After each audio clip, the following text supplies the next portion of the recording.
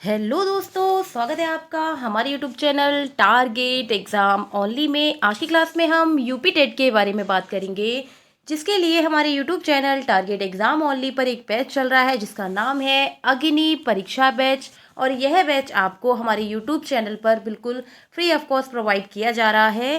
ठीक है, तो इस बैच में मैं आपको पढ़ाती हूँ संस्कृत विषय को, जिसमें हमारा टॉपिक चल रहा है संधि प्रकरण। और संधि प्रकरण में आज हम पढ़ेंगे विसर्ग संधि। क्या पढ़ेंगे? आज हम पढ़ेंगे विसर्ग संधि, जिसमें हम विसर्ग संधि के बारे में देखेंगे और विसर्ग संधि के प्रकार के बारे में जानेंगे। ठीक है, तो आज की क्लास जो है क्लास नंबर 22 है। इससे पहले अगर आपने मेरी क्लास नहीं देखी है तो आप हमारे YouTube channel target exam only पर जाकर वहाँ प्लेलिस्ट के माध्यम से सभी क्लासेस को देख सकते हैं। सभी क्लासेस की मैंने प्लेलिस्ट बना दी है, आप उसके माध्यम से देख सकते हैं। तो शुरू करते हैं अपनी क्लास। और मेरी क्लास होती है शाम को 3 बजे, तो जुड़ना ना भूलें हमारे YouTube channel target exam only पर। और चैनल पर नए हैं तो चैनल को सब्सक्राइब जरूर कर लें और बेल आइकन को प्रेस कर लें, जिससे आपको हमारी क्लासेस के टाइम टू टाइम नोटिफिकेशन मिल सकें। तो शुरू करते हैं अपनी क्लास। आज का हमारा टॉपिक है विसर्ग संधि। क्या है? आज का हमारा टॉपिक है विसर्ग संधि। तो विसर्ग संधि किसे कहते हैं, इसके बारे में सबसे पहले हम जानेंगे। ठीक है, तो विसर्ग किसे कहते हैं कि जब किसी शब्द या वाक्य के बाद में, वाक्य के अंत में दो बिंदी प्रतीत होती हैं, दो बिंदी लगी होती हैं, जिसको क्या कहते हैं? जिसको विसर्ग कहा जाता है। ठीक है, तो इसकी परिभाषा देख लेते हैं कि इसकी परिभाषा क्या होगी कि विसर्ग के बाद स्वर या फिर व्यंजन वर्णों के आने पर विसर्ग में जो विकार या परिवर्तन होता है उसे ही विसर्ग संधि कहा जाता है। परिभाषा क्या है? परिभाषा को एक बार फिर से देखते हैं कि जब विसर्ग के बाद, किसके? जब विसर्ग के बाद, ठीक है, किसके? विसर्ग के बाद, यानी कि दो बिंदियों के बाद क्या आए? या फिर तो स्वर आए, क्या आए? या फिर स्वर आए, और या फिर क्या आए? या फिर आए व्यंजन। तो क्या हो जाता है? तो इनका परिवर्तन या विकार हो जाता है। जो विसर्ग है इसका परिवर्तन या विकार हो जाने पर क्या बनता है? विसर्ग संधि का निर्माण होता है। किसका निर्माण होता है? विसर्ग संधि का निर्माण होता है। ठीक है, किसका निर्माण होता है? विसर्ग संधि। किसका? विसर्ग संधि का निर्माण होता है। अर्थात उदाहरण के लिए जैसे मना रथा, मना रथा का क्या हो जाएगा? जो दो बिंदियां हैं उनके बाद में क्या है? विसर्ग के बाद में कोई व्यंजन वर्ण है, यानी कि रा है, व्यंजन वर्ण है, तो उसका परिवर्तन होकर क्या बन गया? मनोरथा। क्या बन गया? उसका परिवर्तन होने के पश्चात मनोरथा बनता है। ठीक है, अब हम आगे इसके बारे में और थोड़ा जान लेते हैं। ठीक है, तो क्या है? विसर्ग के बारे में एक और पॉइंट है, पॉइंट नंबर 2 है कि विसर्ग हमेशा किसी ना किसी स्वर के बाद ही आता है। विसर्ग किसके बाद में आता है? विसर्ग किसी ना किसी स्वर के बाद में आता है। अर्थात जैसे कि रामा है, ठीक है, जैसे रामा होता है, ठीक है, क्या होता है? जैसे रामा लिखते हैं तो उसके बाद में हम क्या लगाते हैं? विसर्ग लगाते हैं। तो इसका बढ़ विच्छेद करने पर क्या होगा कि ये हो जाएगा राम हलंत आ। ठीक है, माँ भी तो किससे मिलकर बनाए? स्वर से ही तो मिलकर बनाए।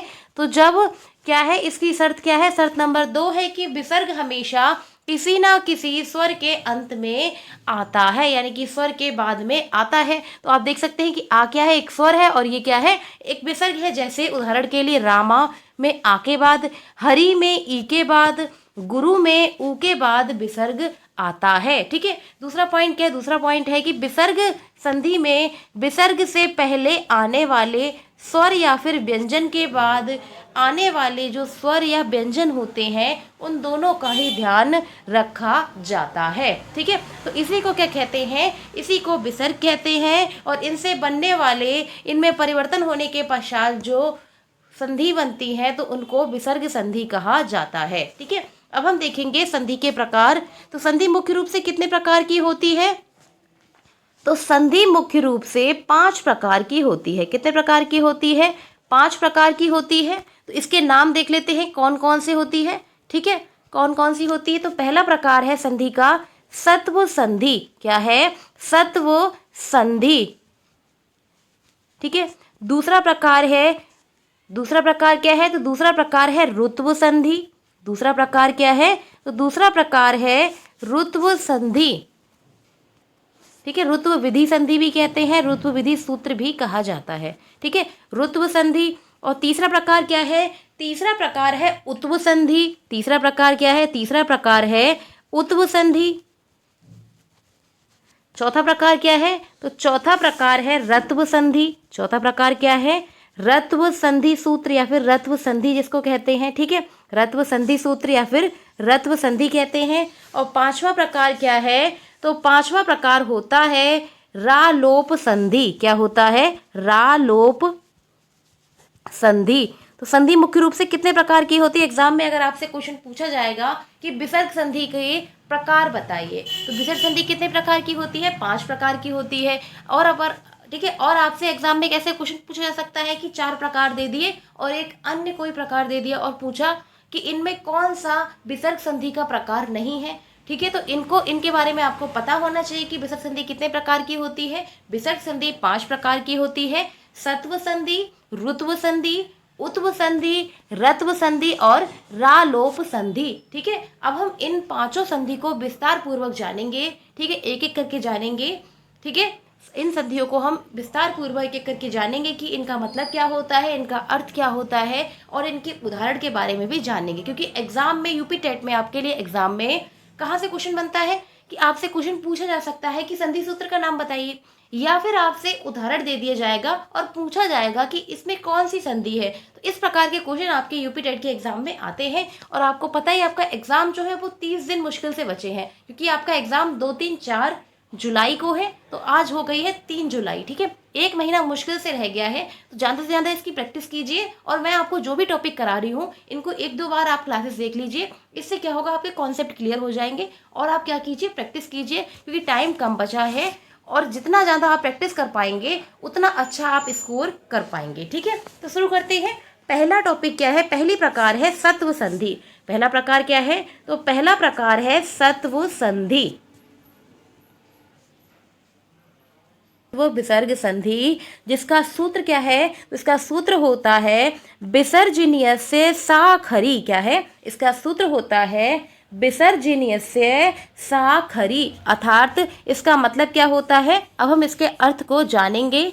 ठीक है, कि इसका मतलब क्या होता है। विसर्ग का मतलब क्या हो जाएगा? तो विसर्ग का मतलब हो जाएगा जहाँ पर विसर्ग हो। विसर्ग का मतलब क्या हो जाएगा? विसर्ग का मतलब हो जाएगा जहाँ पर विसर्ग हो। क्या? विसर्ग का मतलब हो जाएगा जहाँ पर विसर्ग हो। क्या हो? विसर्ग हो। तो सूत्र है विसर्जनीयस्य साखरी। और सा का मतलब क्या हो जाएगा? तो सा का मतलब हो जाएगा दंत सा। सा का मतलब क्या हो जाएगा? सा का मतलब हो जाएगा दंत सा। और खरी का मतलब क्या हो जाएगा? तो खरी का मतलब हो जाएगा जहाँ पर खर प्रत्याहार हो। क्या हो? जहाँ पर खर प्रत्याहार हो। और खर प्रत्याहार के अंतर्गत 11 से 13 तक के वर्ण आते हैं। खर प्रत्याहार के अंतर्गत कौन कौन से वर्ण आते हैं? तो खर प्रत्याहार के अंतर्गत 11 से 13 तक के सभी वर्ण आते हैं। ठीक है, तो सूत्र है विसर्जनीयस्य साखरी। क्या है? सूत्र है विसर्जनीयस्य साखरी। अर्थात विसर्जन का मतलब क्या हो जाएगा? विसर्जनीयस्य का मतलब क्या हो जाएगा? जहाँ पर विसर्ग हो। और सा का मतलब दंत सा। और खरी का मतलब जहाँ पर खर प्रत्याहार हो। अर्थात इसको, सूत्र को एक बार फिर से लिखकर इसके बारे में हम देखते हैं। ठीक है, तो सूत्र है विसर्जनीयस्य साखरी। क्या है? विसर्जनीयस्य साखरी। तो इसका मतलब क्या हो जाएगा? इसका मतलब हो जाएगा जहाँ पर विसर्ग हो। जहाँ पर क्या हो? विसर्ग हो। ठीक है, क्या हो? विसर्ग हो। और क्या हो? दंत सा हो। दंत सा हो। ठीक है, और खरी का मतलब का क्या होगा? तो खरी का मतलब हो जाएगा खर प्रत्याहार। क्या हो जाएगा? खरी का मतलब हो जाएगा खर प्रत्याहार। तो इसकी परिभाषा देखते हैं। इसकी परिभाषा क्या होगी? जब विसर्ग के बाद खर प्रत्याहार आए। क्या आए? विसर्ग के बाद क्या आए? खर प्रत्याहार आता है। तो जो विसर्ग होता है वो दंत सा में परिवर्तित हो जाता है। किस में परिवर्तित हो जाता है? दंत सा में परिवर्तित हो जाता है। तो यही इसकी परिभाषा है कि जब विसर्ग के बाद, जब विसर्ग के बाद खर प्रत्याहार के वर्ड आए और उसमें क्या हो कि जो विसर्ग है उसका परिवर्तन किसमें हो जाए, दंत सा में परिवर्तन हो जाता है। अर्थात इसका मतलब क्या है, ठीक है, इसका मतलब क्या है, इसका मतलब है कि विसर्ग के बाद क्या आए, खर प्रत्याहार के वर्ण आए, तो जो विसर्ग है वो किस में परिवर्तित हो जाएगा, विसर्ग जो होगा वो सा में परिवर्तित हो जाएगा। किसमें, दंत सा में परिवर्तन हो जाता है। किसमें, दंत सा में परिवर्तन हो जाता है। ठीक है, तो उदाहरण क्या है, उदाहरण देखते हैं, उदाहरण के माध्यम से और अच्छे से आपको समझ में आएगा। तो उदाहरण है विष्णु, ठीक है, तो उदाहरण के माध्यम से आपको अच्छे से समझ में आएगा। तो उदाहरण है विष्णु त्राता, क्या है, विष्णु धन त्राता, विष्णु धन त्राता। ठीक है, तो जो विसर्ग है, विसर्ग के स्थान पर क्या हो जाएगा, कंडीशन क्या है, सत्व संधि सूत्र में कंडीशन क्या है कि जो विसर्ग होता है तो उसके स्थान पर क्या आ जाता है, तो विसर्ग के स्थान पर सा आ जाता है। क्या आ जाता है, दंत सा आ जाता है। तब ये हो जाता है विष्णुस्य धन त्राता। क्या हो जाएगा, धन त्राता। ठीक है, क्या हो जाएगा, विष्णुस्य धन त्राता। अर्थार्थ संधि क्या बनेगी, अर्थार्थ संधि क्या होगी, तो संधि हो जाएगी विष्णुस त्राता। क्या हो जाएगी, विष्णुस त्राता। ठीक है, तो इसकी पहचान क्या है, सत्व संधि की पहचान होती है। सत्व संधि की पहचान क्या होती है, तो सत्व संधि की पहचान होती है कि विसर्ग संधि के बाद यदि खर प्रत्याहार आता है तो विसर्ग जो है वो दंत सा में परिवर्तन हो जाता है। इसी को सत्व संधि कहा जाता है। इसी को क्या कहते हैं, तो इसी को सत्व संधि कहा जाता है। अब हम इसकी परिभाषा देखेंगे और उसके बाद इसके हम उदाहरण को करेंगे। ठीक है, तो इसकी परिभाषा क्या है, तो इसकी परिभाषा होती है यदि विसर्ग के बाद क्या आए, खर प्रत्याहार के वर्ण हो तो विसर्ग के स्थान पर दंत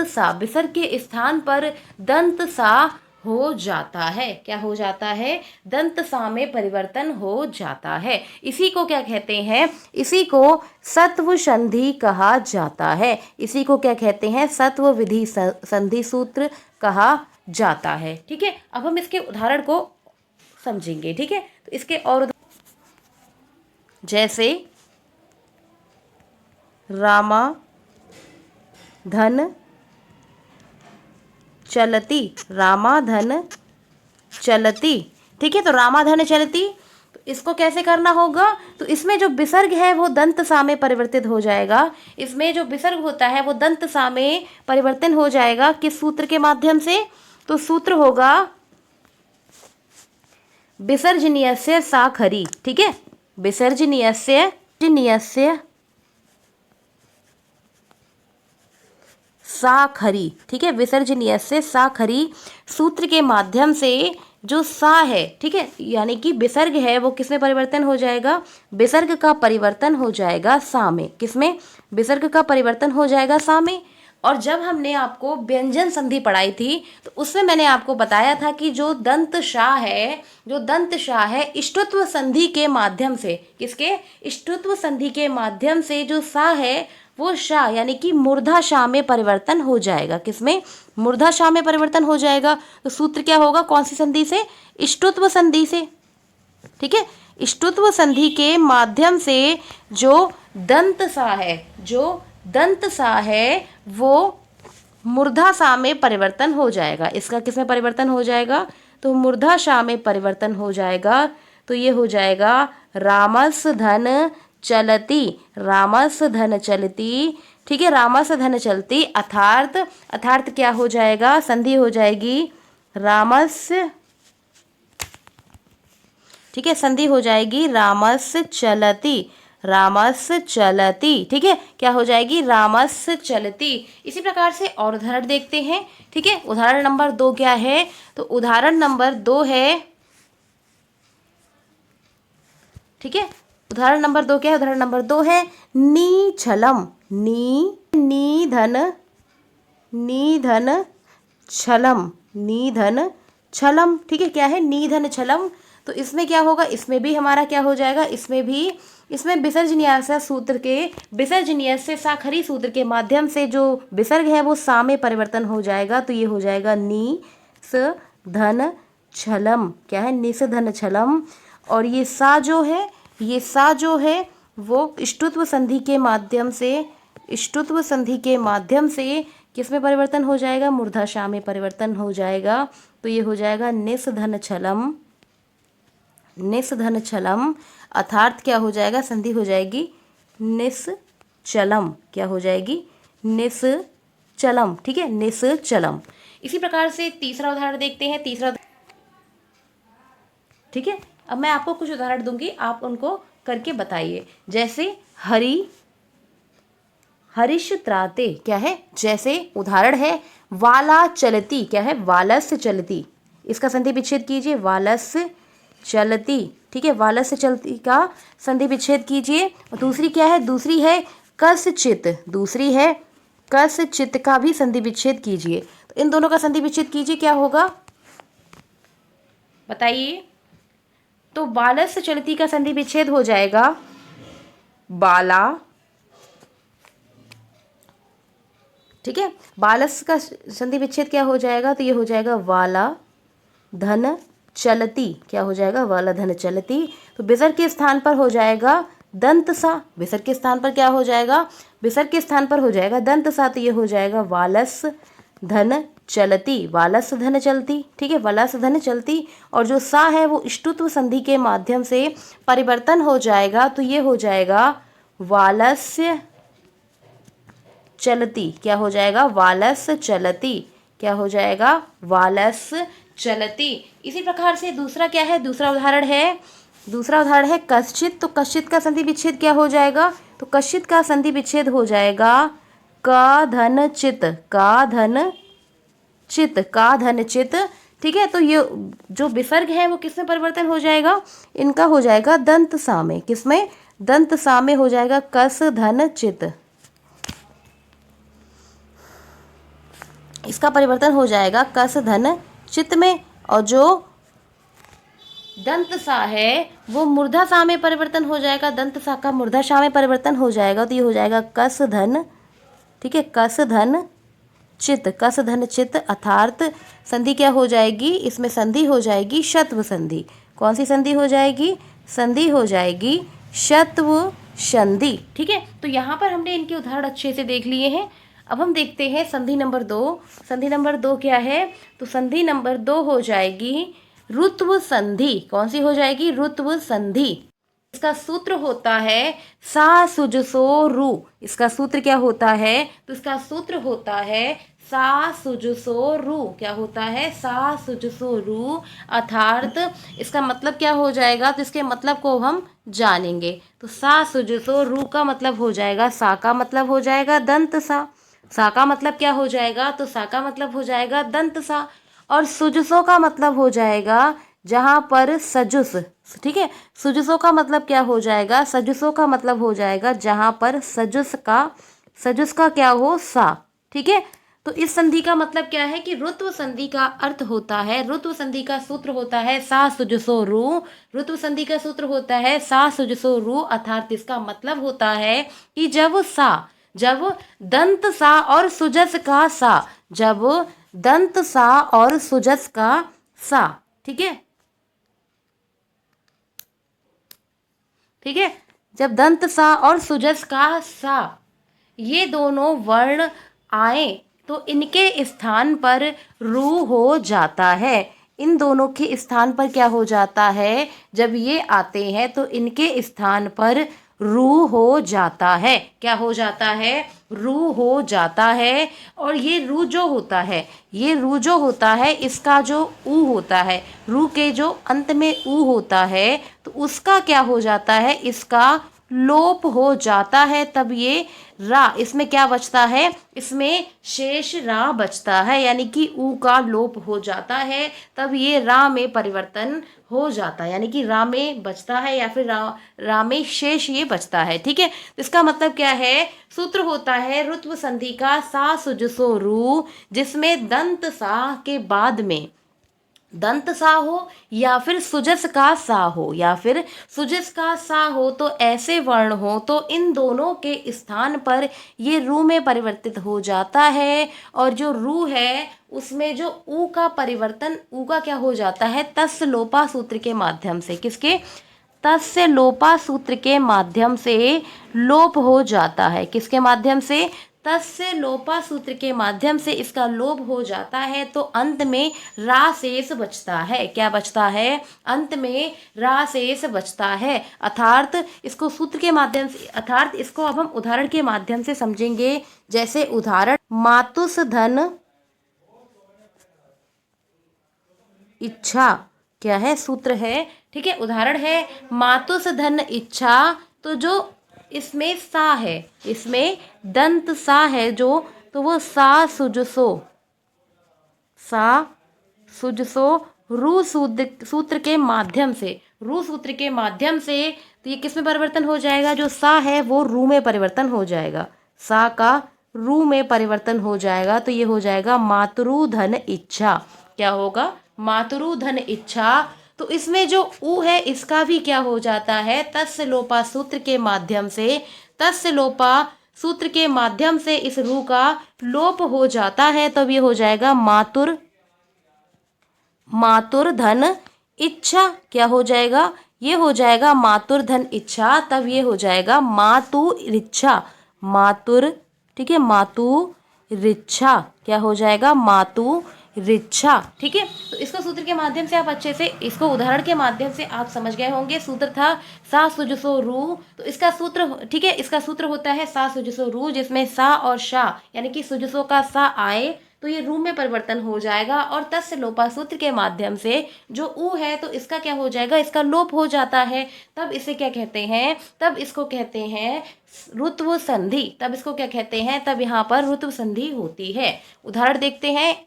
ठीक है, और उदाहरण देखते हैं। जैसे उदाहरण है कबीर मय, क्या है, उदाहरण है कबीर मय, कबीर यम, क्या है, कबीर यम, क्या है, कबीर यम। तो इसका हम संधि विच्छेद करेंगे तो क्या होगा, ये हो जाएगा कविस धन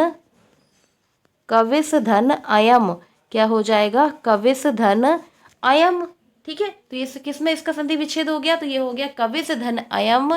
तो जो सा है इसका क्या हो जाता है, सा सुजसो सूत्र के माध्यम से, सा सुजसो रू सूत्र के माध्यम से लोप हो जाता है, तो ये रू में परिवर्तन हो जाएगा, तो ये हो जाएगा कविरु धन अयम। क्या होगा, कविरु धन अयम। तो जो रू है इसका लोप हो जाएगा, तब ये परिवर्तन हो जाएगा कविर यम। ठीक है, क्या हो जाएगा, कविर यम। अर्थात इसमें क्या हो जाएगा, ये हो जाएगा कविर, ठीक है, धन अयम। ठीक है, कविर धन अयम। तो जो रा है, आधा रा है, वो आ में परिवर्तन होकर पूरे रा में परिवर्तन हो जाएगा, तब ये हो जाएगा कविर यम। क्या हो जाएगा, कविर यम। अब मैं आपको कुछ उदाहरण देती हूँ, आप उनका संधि विच्छेद कीजिए। जैसे उदाहरण है पितुराज्ञा, जैसे उदाहरण है पितुराज्ञा, तो इसका संधि विच्छेद करके बताइए, पितुराज्ञा का संधि विच्छेद क्या होगा। और इसी प्रकार से नेक्स्ट है भानु रुदोती, क्या है, भानु रुदेती, भानु रुदेती का भी संधि विच्छेद बताइए। तो इन दोनों का संधि विच्छेद करके बताइए कि इनमें किस प्रकार से रुत्व संधि उपस्थित होती है। ठीक है, तो इसका संधि विच्छेद करते हैं। तो पितुराज्ञा का संधि विच्छेद हो जाएगा, संधि विच्छेद हो जाएगा पितुस धन आज्ञा, पितुस धन आज्ञा। ठीक है, तो जो सा है वो सा सुजसो रू सूत्र के माध्यम से सा जो है इसका हो जाएगा लोप, तो ये हो जाएगा पितरु।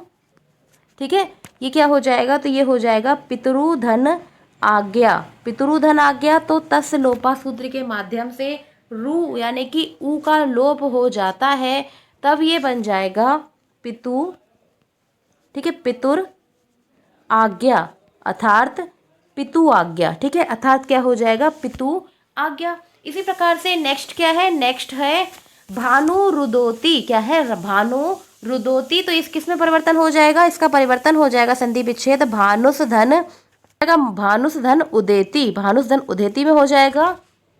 दंत सा है तो उसका, ठीक है, दंत सा का सा जो सो रू सूत्र के माध्यम से रू में परिवर्तन हो जाएगा, तब ये क्या हो जाएगा, रू में परिवर्तन हो जाएगा। तो ये हो जाएगा भानुरु, भानुरु धन उदेति, भानुरु धन उदेति। क्या होगा, भानुरु धन उदेति। तब जो रू है इसमें ऊ का लोप हो जाएगा, तब ये हो जाएगा भानुर। ठीक है, भानुर धन उदेति, भानुर धन उदेति अर्थात क्या हो जाएगा, भानु रुदेति। क्या हो जाएगा, भानु रुदेति। इसी प्रकार से मैं आपको और उदाहरण देती हूँ। इसी प्रकार से दो उदाहरण हम और देख लेते हैं। जैसे है ऋषि वर्धति। क्या है, जैसे उदाहरण है ऋषि वर्धति। क्या है, ऋषि वर्धति का संधि विच्छेद बताइए। और एक उदाहरण क्या है, तो एक उदाहरण है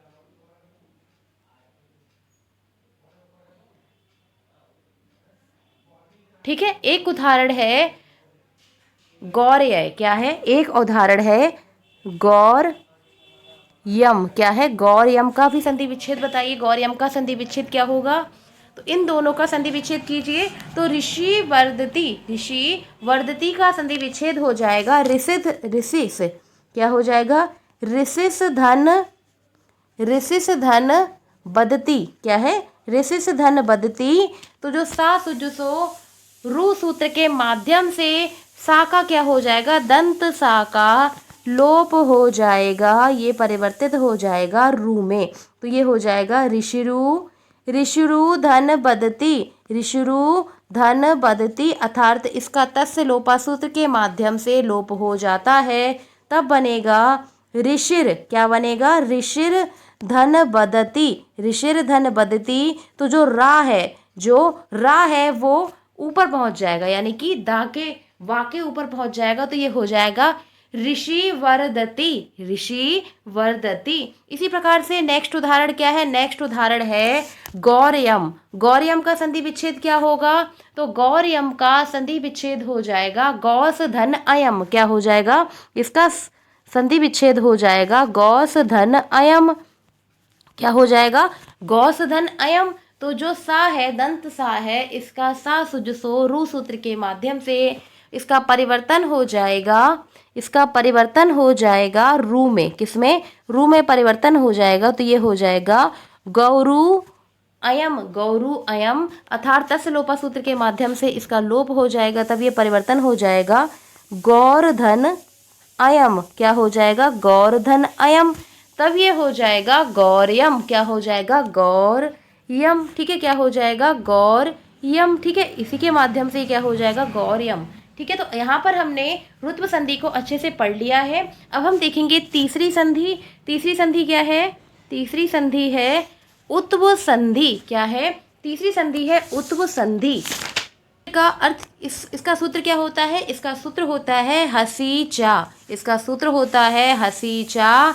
तो अब हम इस सूत्र के बारे में जानेंगे कि हसी चा का मतलब क्या होता है, कि जिसके अंत, जो मैंने आपको पिछली संधि बताई थी उसी के माध्यम से समझेंगे कि जब अंत में क्या होता है, रू होता है। अंत में रू के बाद में यदि हर्ष प्रत्याहार वाले वर्ण आए, यदि हर्ष प्रत्याहार के वर्ण आए, जहाँ पर क्या होते हैं 5 से 10 तक के इसमें वर्ण आते हैं, यानी कि इसका मतलब क्या है कि जब अंत में रू के बाद हर्ष प्रत्याहार आए, यदि अंत में रू हो और रू के बाद में हर्ष प्रत्याहार का वर्ण हो, तो रू के स्थान पर क्या हो जाता है, तो रू के स्थान पर ऊ हो जाता है। क्या हो जाता है, रू के स्थान पर ऊ हो जाता है। इसी को उत्व संधि कहा जाता है।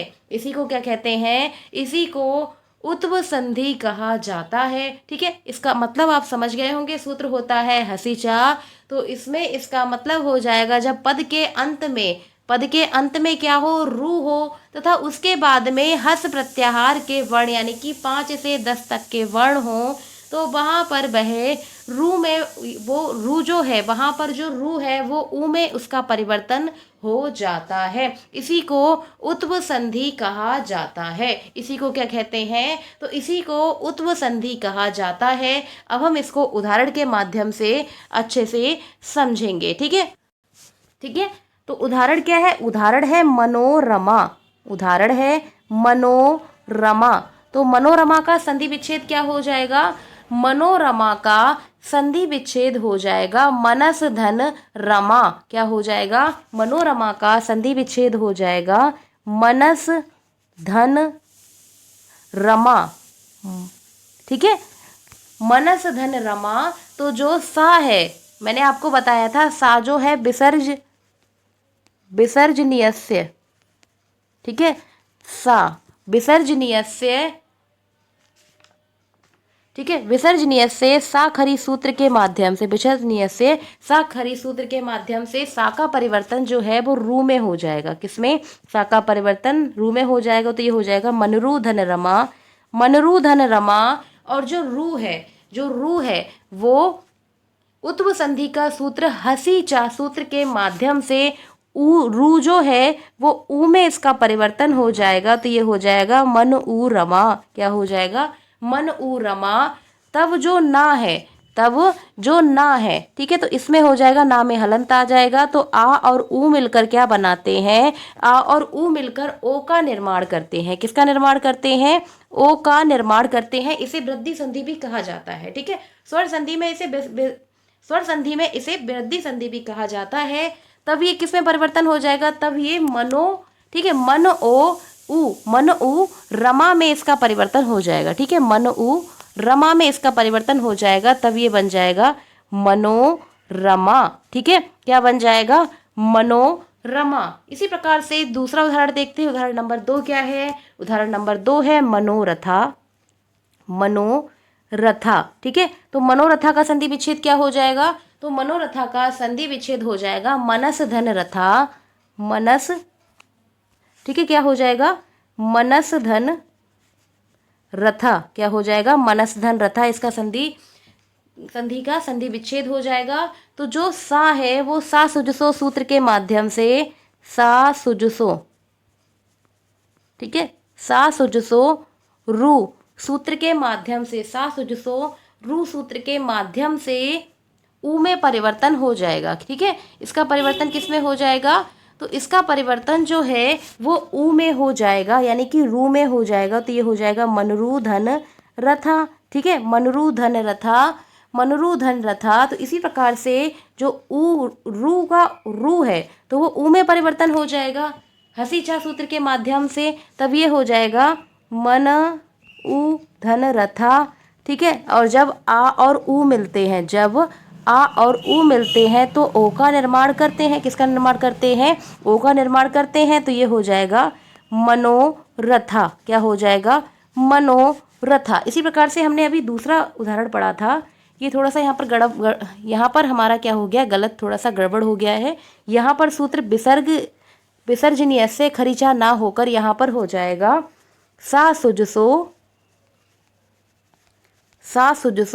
सूत्र, रू सूत्र के माध्यम से रू में इसका परिवर्तन हो जाएगा। किसमें, रू में इसका परिवर्तन हो जाएगा। अब तीसरा उदाहरण क्या देखते हैं, उदाहरण आपसे पूछते हैं। ठीक है, अब हम उदाहरण मैं आपको देती हूँ, उनका आप संधि विच्छेद कीजिए। जैसे उदाहरण है यशोदा का संधि विच्छेद कीजिए।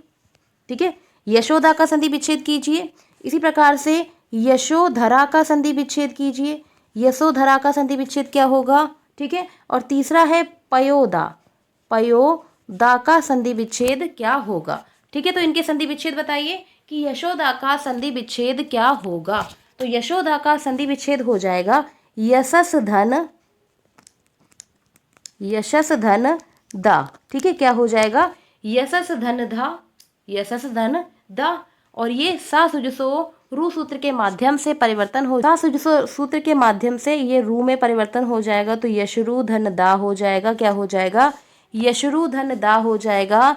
तो यहाँ पर ये यश और रू का क्या हो जाता है, ऊ में परिवर्तन हो जाएगा। तब ये हो जाएगा यश उ रा यश उ दा क्या हो जाएगा, यश उ दा, अर्थात यश में से हम हलंत लगा देंगे तो आ निकालेंगे और उ, आ और उ मिलकर ओ बनाते हैं, तब क्या हो जाएगा, ये हो जाएगा आ और उ ओ होते हैं, तो ये हो जाएगा यश धन, यश ओ धन दा, यानी कि यशोदा, क्या हो जाएगा, यानी कि यशोदा। ठीक है, क्या हो जाएगा, यशोदा। ठीक है, यशोदा। अब हम नेक्स्ट देखते हैं, नेक्स्ट क्या है, नेक्स्ट है यशोधरा। नेक्स्ट है यशोधरा। तो यशोधरा का संधि विच्छेद हो जाएगा यशस धन, यशस धन धरा, क्या हो जाएगा, यशस धन धरा, इसका संधि विच्छेद हो जाएगा। और ये सा सुजसो सूत्र के माध्यम से, ये सा सुजसो सूत्र के माध्यम से, सा सुजसो सूत्र के माध्यम से सा का रू में परिवर्तन हो जाएगा, किसमें, तो ये हो जाएगा यशरू धन धरा, यशरू धन धरा। और जो रू है वो हसी चा सूत्र के माध्यम से, हसी चा सूत्र के माध्यम से ऊ में परिवर्तन हो जाएगा। ठीक है, हसी चा सूत्र के माध्यम से रू का ऊ में परिवर्तन हो जाता है, तो ये हो जाएगा यश ऊ धन धरा, यश ऊ धन धरा, अर्थात ये हो जाएगा। तो यहाँ पर जो शा है इसमें हलंत लगा देंगे, तो ये हो जाएगा आ और ऊ मिलकर बनाते हैं ओ, आ और ऊ मिलकर क्या बनाते हैं, ओ बनाते हैं और धरा। ठीक है, तो ये हो जाएगा यशो धरा। ठीक है, क्या हो जाएगा, यशोधरा। ठीक है, क्या हो जाएगा, यशोधरा। इसी प्रकार से तीसरा उदाहरण क्या है, तीसरा उदाहरण है पयोदा। क्या है, पयोदा। तो इसका संधि विच्छेद हो जाएगा पयश धन दा, क्या हो जाएगा, पयश धन दा। तो जो शा है वो रू में परिवर्तन हो जाएगा, शा का रू में परिवर्तन हो जाएगा, तो ये हो जाएगा पैरू धन दा, पैरू धन दा, अर्थात तो जो ऊ है, रू है, ये ऊ, इसमें ऊ में परिवर्तन हो जाएगा, तब ये हो जाएगा पय धन आ धन ऊ धन द, यानी कि आ और ऊ मिलकर बनाएंगे ओ, क्या बनाएंगे ओ, तब ये हो जाएगा पयोदा, क्या हो जाएगा, तब ये हो जाएगा पयोदा। ठीक है, तो यहाँ पर आपने उत्व संधि को भी अच्छे से समझ लिया होगा। अब हम इसकी परिभाषा को देखेंगे कि इसकी परिभाषा क्या होती है। तो इसकी परिभाषा होती है, यह परिभाषा है, यदि पद के अंत में रू हो, क्या हो, यदि पद के अंत में रू हो तथा उसके बाद में हर्ष प्रत्याहार का कोई वर्ण हो, यहाँ पर क्या हो, हर्ष प्रत्याहार का कोई वर्ण हो तो वह ऊ में उसका परिवर्तन हो जाता है। जैसे जैसे एक और उदाहरण देखते हैं, जैसे उदाहरण है सरोज। क्या है, सरोज का संधि विच्छेद बताइए।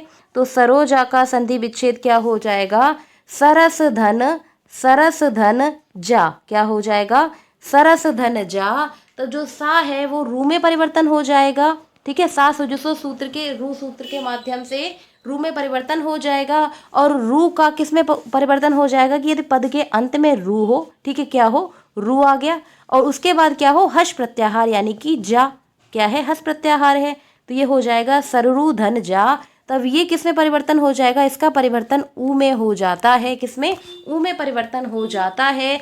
तब ये हो जाएगा सर आ ऊ और जा। ठीक है, तो आ ऊ क्या बनाते हैं, ओ बनाते हैं, तो ये हो जाएगा सरोजा, क्या हो जाएगा, ये हो जाएगा सरोजा। इसी प्रकार से एक उदाहरण और देख लेते हैं, जैसे है मनोजा। जैसे मनोजा में संधि विच्छेद अगर पूछा जाएगा कि इसमें कौन सी संधि है, तो इसमें संधि कौन सी है, तो इसमें संधि है उत्व संधि। और उत्व कौन सी है, उत्व विसर्ग संधि होती है। ठीक है, कौन सी होती है, उत्व विसर्ग संधि इसमें उपस्थित होती है। तो इसका क्या हो जाएगा, इसका हम संधि विच्छेद करेंगे तो ये हो जाएगा मनस धन जा। ठीक है, क्या हो जाएगा, मनस धन जा। तो जो सा है वो रू में परिवर्तन हो जाएगा, सा सुजसो सूत्र के माध्यम से, रू सूत्र के माध्यम से। ठीक है, तो ये हो जाएगा मनरू धन जा, मनरू धन जा। और रू है वो ऊ में परिवर्तन हो जाएगा हसीचा सूत्र के माध्यम से।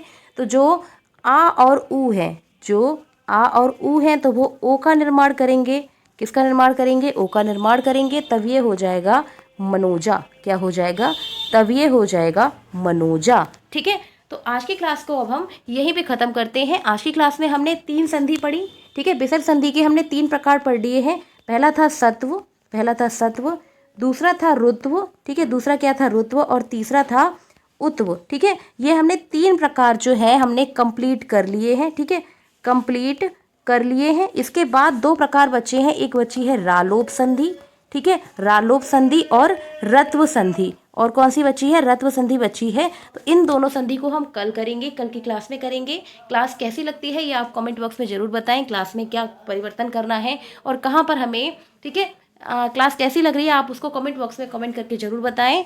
और आज की क्लास में हमने विसर्ग संधि को कंप्लीट किया है। इसके अभी 2 प्रकार और बचे हैं, इनको हम अभी कल कंप्लीट कर लेंगे। उसके बाद हम एक नया टॉपिक करेंगे। ठीक है, उसके बाद हम नया टॉपिक करेंगे और प्रैक्टिस करना हम शुरू करेंगे। ठीक है, तो आज की क्लास को हम यहीं पर ख़त्म करते हैं। क्लास अच्छी लगे तो लाइक शेयर सब्सक्राइब करें और चैनल पर नए हैं तो चैनल को सब्सक्राइब जरूर कर लें और बेल आइकन को प्रेस कर लें, जिससे आपको हमारी क्लासेस के टाइम टू टाइम नोटिफिकेशन मिल सके। Thank you.